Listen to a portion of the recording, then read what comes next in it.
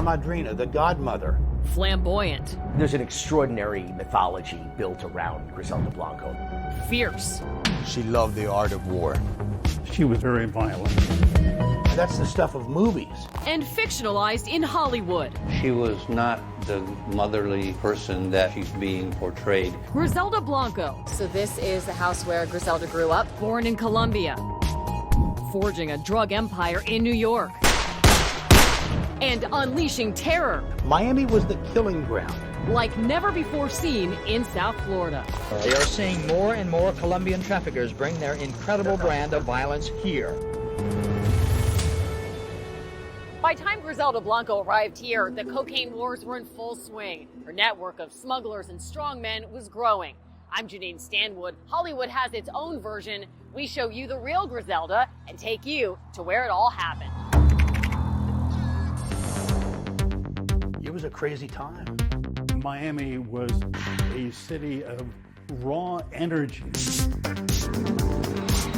Some of it was fueled by cocaine.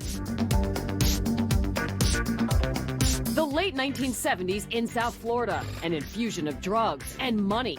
At the time, there were some people I knew who thought all the cocaine wasn't a bad idea.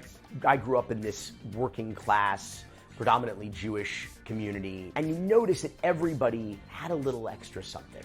Whether it was a Porsche in the driveway, there was some kind of new toy. But with narco-generated revenue comes danger and violence. The victim was Horacio Martinez, who was shot to death in a parking garage near the Miami airport. That's the voice and reporting of Mark Potter. Even a police car was shot at. Who chronicled the drug wars in real time. Mark Potter today. There was a level of violence in this town that we had never seen before. We're talking about shootouts between rival gangs, between police and these gangs. Such killings are happening with regularity now as wealthy Colombian drug dealers brazenly shoot it out on the streets of Miami, usually to avenge drug rip-offs, to save face, to steal, to silence informants, or to give notice.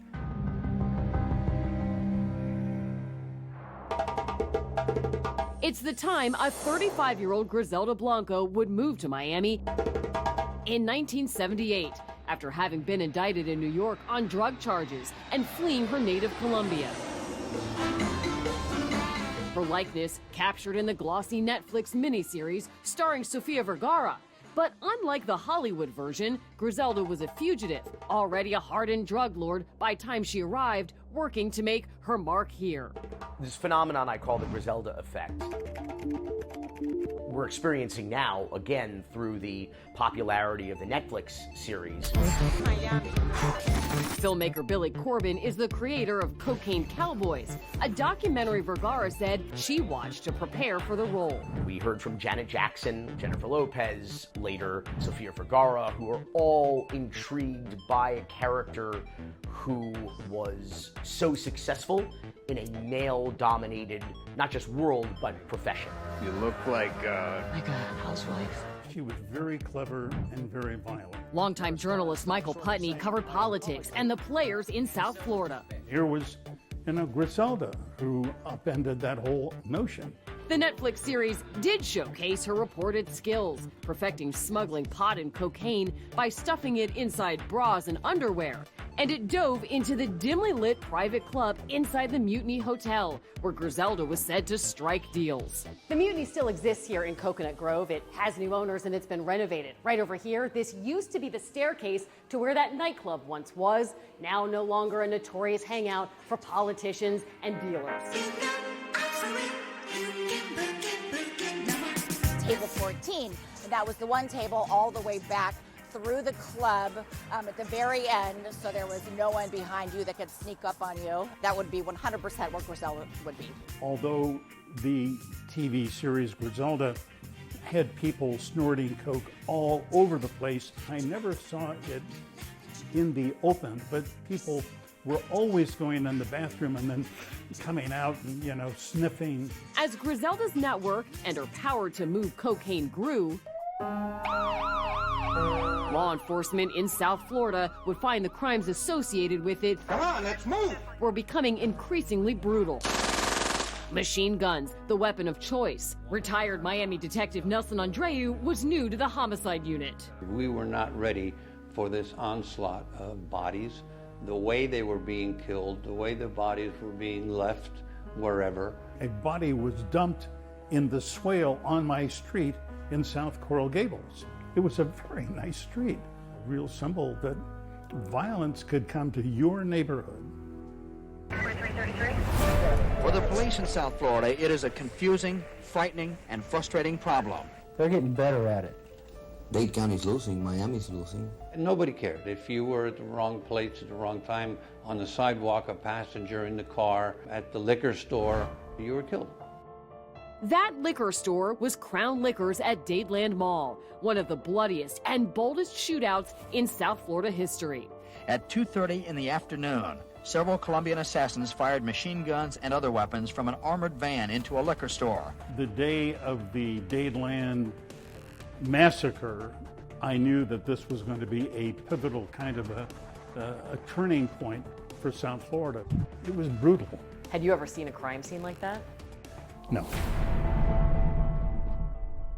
This is the Dadeland Mall today. A Macy's and a Saks now stand at the southwest corner near where the Crown Liquors used to be. What happened here in 1979 was considered a turning point. A dozen Metro detectives have been assigned to the Dadeland case. Law enforcement working on tips and intelligence soon start making the connection. The cases were linked.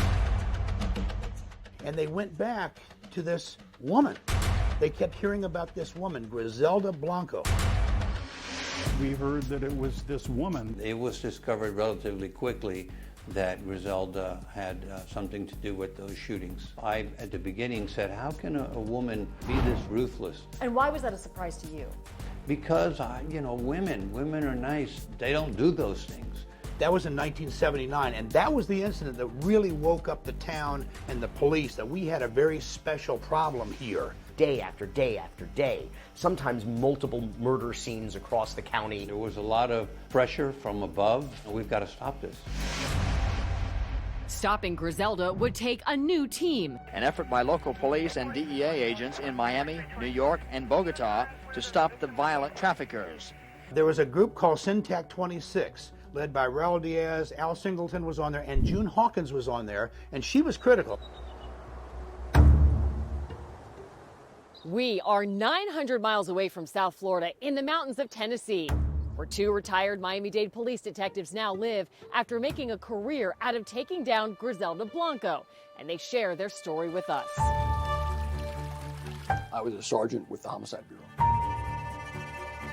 Al Singleton now lives among rolling hills and peaceful streams.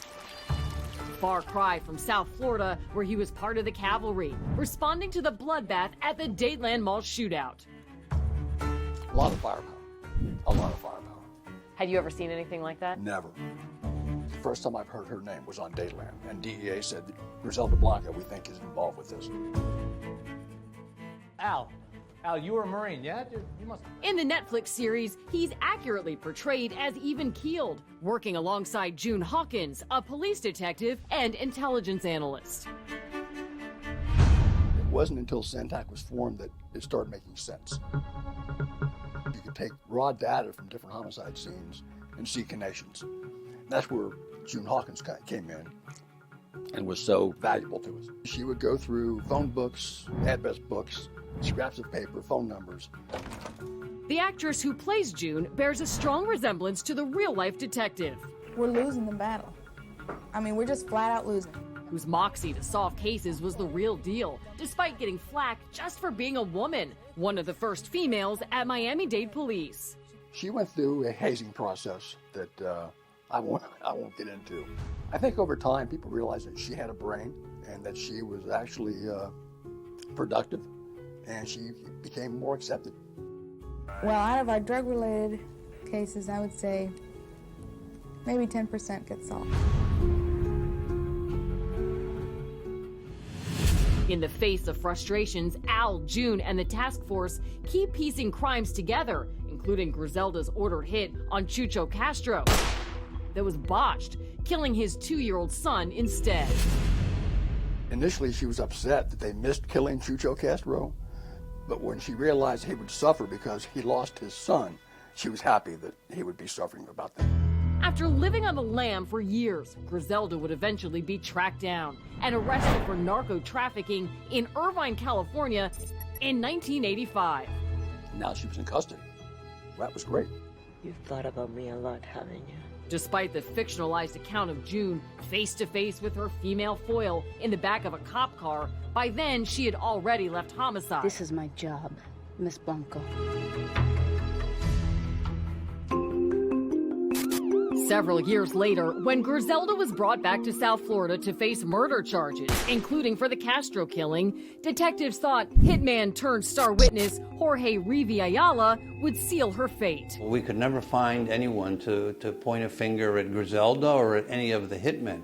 And it wasn't until Jorge Ayala, Riverita, came around and decided to open up and tell us everything. And it was an eye-opening conversation that we had over several days. Let's go back to the moment when she ordered you to kill Chucho Castro. But a phone sex scandal, we're told somewhat accurately dramatized, would upend it all. Oh, my God, Janice. What is going on here? During that lengthy process, the state attorney's witness coordinator is having daily contact with Ayala, who is, I describe as a charismatic sociopath. Very charming guy, very smart guy, good-looking guy, and she becomes involved in a personal relationship with him. These women who were in the office having phone sex with this guy, and I thought, how is this possible? And it was. The case was reassigned. Ayala had been compromised. Griselda was offered a plea deal. You, who have been working, on these cases for so long, what were you thinking when you learned this? Oh, it made us sick. We had easily 10 years worth of hard work in this thing, and it all went down the tubes.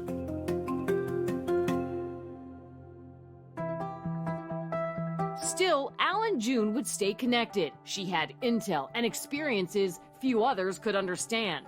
June would meet us for lunch occasionally because she had background information on these people, and that sort of progressed into dinner. Would you talk about Griselda over dinner?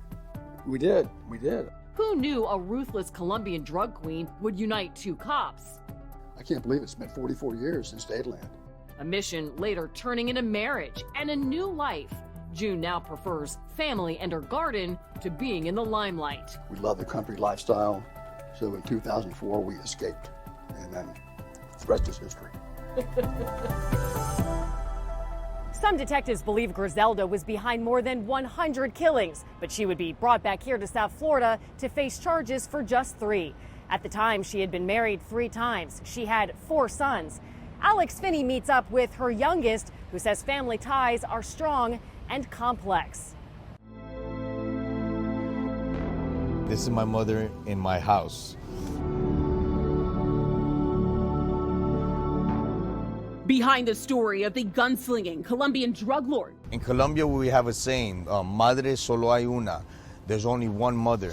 Lives a story of a son's love for his mother and a mother's love for her son. My mother was there for me, and I still feel her presence. You can opinionate, but I love my mother. I love my mama, So, yeah, I guess it's a touchy subject. It's a double-edged sword that I've had to grow up with. Michael Corleone Blanco, the youngest son of Griselda Blanco. According to law enforcement, her other 3 sons, Osvaldo, Dixon, and Hubert, were all killed. Michael, now 45 years old, lives in South Florida. The past is the past, but I love this beach. And when I came off the plane, I lived here. We sat down for our conversation in the heart of Miami Beach, famed Ocean Drive. We ate lunch down the street, we hung out here. This was our kingdom, and we were regular people. And it's very clear people know exactly who he is. How you like Miami? Good. Don't forget to get some Colombian food. And one major fact, the Blanco family, they loved dining right here at the Rusty Pelican off of Key Biscayne. Michael says that this is one of his mother's favorite restaurants here in South Florida. So much so that this is actually where he proposed to his now wife. It was like a full circle moment. for me to. She's born on February 15th, the same date as my mother. In the Netflix series, Griselda is always seen wearing a ring, rocking it back and forth while in deep thought. Does it look familiar? Well, it's inspired by real jewelry that Michael's wife, Marie Blanco, wears now. Griselda's ring is her engagement ring. It's my mother's stone. It was one of the only things I was able to rescue from her jewelry collection. This show also highlighting the unique way that Griselda would hold her cigarette. She had this way of holding her cigarette that was so elegant. And yeah, I mean, I don't know if she would outline houses, but she did have this flair of how she smoked her cigarette. Morgan Hill, California. This is how my mother dressed when she was incarcerated. Michael was only a child when his mother was arrested in California, but he remembers those days very well. What was your mom's disposition when you would visit her when she was incarcerated? She wouldn't want to show me the emotional wreck that she was. And I guess sometimes when there'd be like ongoings in prison, she'd come to visiting and she'd bring that energy. So like sometimes she'd come in rigid and then ease down. But sometimes I would see her so bossed up in that prison that it was like, what's going on here? And it was like, even during visiting, she would sit down and everybody would be like, what is she gonna tell us to do now, including the guards? In 1983, while living in Colombia, Michael says his father, Dario Sepulveda, was ambushed and murdered right in front of him. That moment dramatized in the miniseries.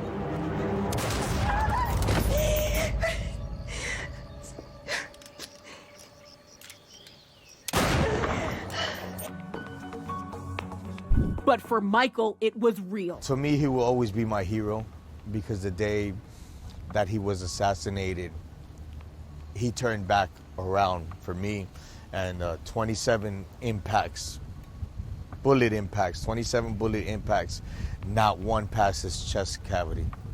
Because if it did, I wouldn't be here to tell the story. The prominence, pain, dangers, and darkness of the drug game glamorized in TV shows and movies.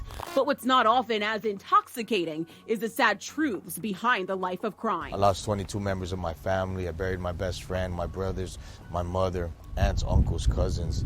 So it took a lot for me to understand what is right and what is wrong.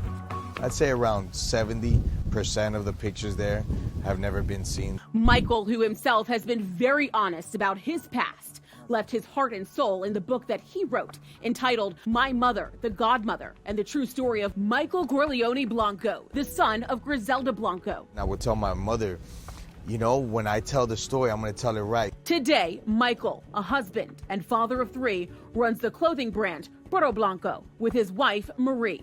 The two are also working on more TV projects. If your mother were here today, what would she say about you? I hope she'd say that she's proud of me. I hope she could say that. Yeah.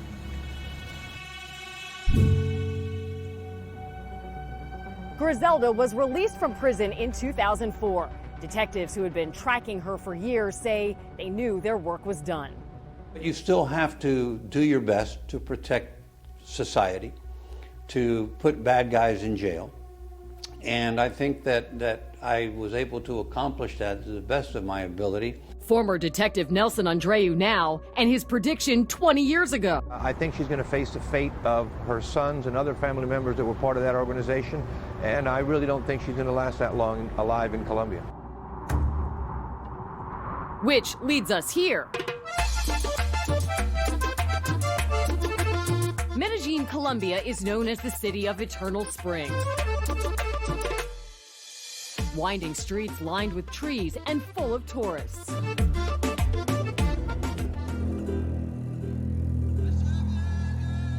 But the region was plagued by killings and riots following political unrest in the 1940s. From 1946 to 1966, 200,000 Colombians were killed in a political bloodbath called La Violencia. You could argue that an entire generation, or perhaps even more, were traumatized. They were moved from one area to another area. They saw violence and death constantly. Coming of age then, Griselda Blanco. We traveled to Barrio, Antioquia, where she grew up. Yeah, they can buy cocaine here. Still a place where drugs are hustled on the streets, and Griselda is no myth. She's part of the fabric here. So this is the house where Griselda grew up, 2561. We're told she still has family in the area.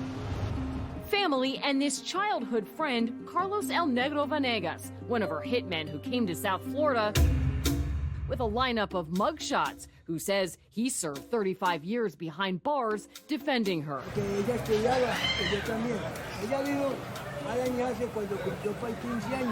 ¿Qué piensas ahora? ¿Hay películas de Griselda? ¿Qué piensas? No good. No good. ¿Por qué no? Porque muchas es mentiras. Yo viví esa vida con ella. Lies, mentiras and lies. ¿Y cuál es la verdad?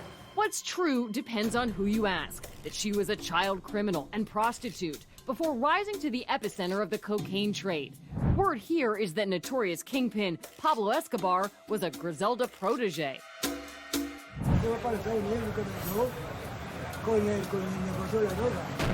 Colombians blamed the U.S. drug habit for their problems, and the Americans blamed the Colombians for not cracking down on the traffickers.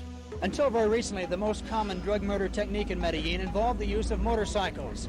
The driver would be up front, the assassin would be in back with a machine gun. As bad as the killings were in Miami, it paled compared to what was going on in Colombia. It's a reputation Colombia is now trying to shake, despite the sometimes morbid curiosity of tourists. They want to see. They wanted to see what is real and what happened, where it happened. But what do the people of Colombia think? People Colombia don't like this history. This wall represents drug violence in Colombia. And check this out. Each one of these tiny holes represents a person who died, and the number is vast. In 2004, Griselda was released from prison and deported back here where she lived in this house. All of it would end September 3rd, 2012. According to reports, Griselda was sitting in a chair right here at this butcher shop waiting for about 30 minutes when an unknown man on the back of a motorcycle makes his move. An assassin pumping 2 bullets in the back of Griselda's head. Was this the Godmother's past catching up with her? She lived many years there until she was finally assassinated in a method that many people say she invented. She died at age 69. When you learned that she met her demise, you thought what? I chuckled and said, wow, you invented this and that's how you died. Griselda's gravesite has become a tourist attraction. You can see people leave flowers, and they come here to learn about history. Buried in the same cemetery, sons Uber and Osvaldo, and within eyeshot, the grave of Pablo Escobar. We can imagine $100 billion buried here if we're talking about money, Griselda make around $5 billion. Griselda's legacy as complex as the woman herself. She was a ruthless drug killer. She's heartless. As ugly she is on the outside, she's that ugly on the inside. She should not be treated as a sympathetic figure. This was not good, this was not glamorous, and it really, it destroyed Miami's reputation for so long. We became the murder capital of the country. It was a very serious problem. And now all of a sudden there is this renewed interest in all things Griselda. She was a mother also. I know she wasn't a saint, but she was my mother. This is where it began, and this is where it all ended for Griselda Blanco, who's said to have orchestrated some of the most violent crimes 1,300 miles away in South Florida, and forged a perception of Colombia that some now want changed. Reality much grittier and more complicated than fiction could ever be. I'm Janine Stanwood. Thank you for joining us.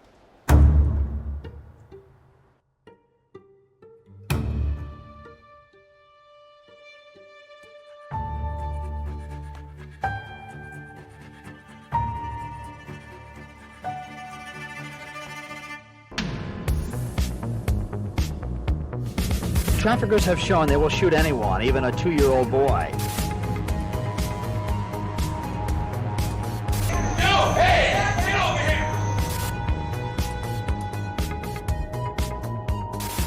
let's move.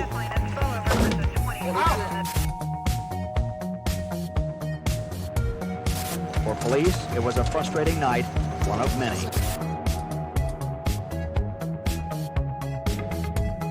Sometimes detectives can't even identify the victims, which hampers greatly the search for the killers.